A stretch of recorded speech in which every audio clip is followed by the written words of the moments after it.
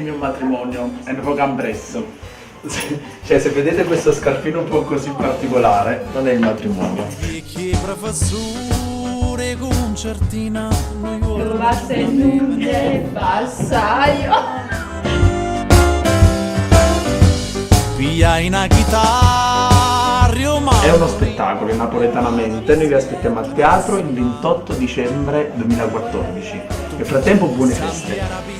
Corinti di Napoli, trasita e facita ci sentì.